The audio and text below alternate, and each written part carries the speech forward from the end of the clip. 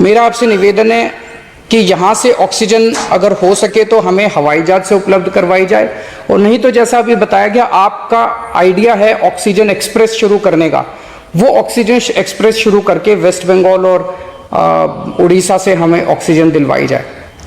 Idea नहीं, already चल रहा है। सर दिल्ली तक नहीं पहुंच पा रही हमारी, दिल्ली तक नहीं आ रहा। उसमें अगर हमें दिल्ली के लिए भी कॉरिडोर मिल जाए तो आपकी बड़ी मेहरबानी होगी सर। आपने 2-3 जगह तो कर दिया सर, आपके इंटरवेंशन से मुझे पता चला। एक दिल्ली के लिए और करा दीजिए सर, यहाँ की हमारी 100 टन ऑक्सीजन उधर से आनी है। प्रधानमंत्री जी, हमारे देश के वैज्ञानिकों ने इतने कम समय में जो वैक्सीन बनाई है, इसके लिए हमारे वैज्ञानिक साधुवाद के पात्र हैं। आपने इसमें जो प्रयास किए, आपका बहुत बहुत शुक्रिया। अब हम सब लोगों को मिलके कम से कम समय में अपने नागरिकों को ये वैक्सीन लगवानी चाहिए। इसमें केंद्र और राज्य सभी सरकारों को हमको मिलके काम करना है। अभी सर केंद्र सरकार ने आदेश जारी किए हैं कि 1 मई से राज्य सरकारें सीधे कोरोना वैक्सीन खरीद सकती हैं।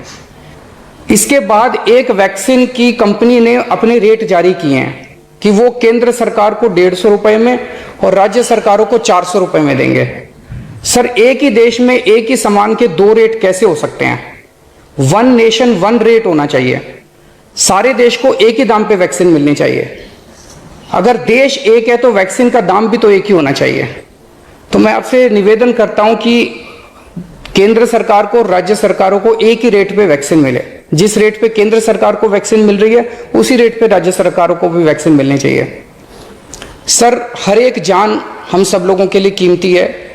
हमें ये एहसास हर भारतीय को इस वक्त कराना होगा।